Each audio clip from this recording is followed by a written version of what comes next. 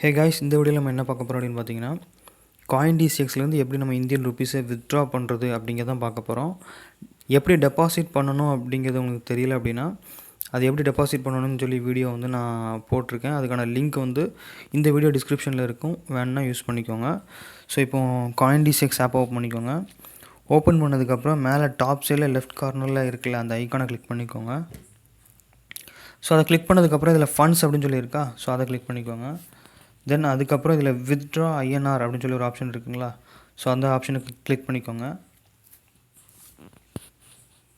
So இப்போ இதில் எவ்வளோ அமௌண்ட்டு நீங்கள் வித்ட்ரா பண்ண போகிறீங்க அப்படிங்கிறத போட்டுக்கோங்க. நான் இப்போ 500 அப்படின்னு சொல்லி போடுறேன். போட்டதுக்கப்புறம் கண்டினியூ டு வித்ட்ரா அப்படிங்கிறத கிளிக் பண்ணிடுங்க. கிளிக் பண்ணதுக்கப்புறம் உங்கள் மொபைல் நம்பருக்கு ஓடிபி வரும். ஸோ அந்த ஓடிபி இதில் போட்டுக்கோங்க. ஒன்ஸ் நீங்கள் ஓடிபியை போட்டிங்க அப்படின்னா, ஸோ உங்களுக்கு வந்து ப்ராசஸில் இருக்கும். மேபி 1 or 2 ஹவர்ஸ்க்குள்ளே உங்களுக்கு மேக்ஸிமம் வந்து வித்ட்ரா ஆயிரும். ஸோ எனக்கு ப்ராசஸில் தான் இருக்குது. வித்ட்ரா ஆயிடுச்சு.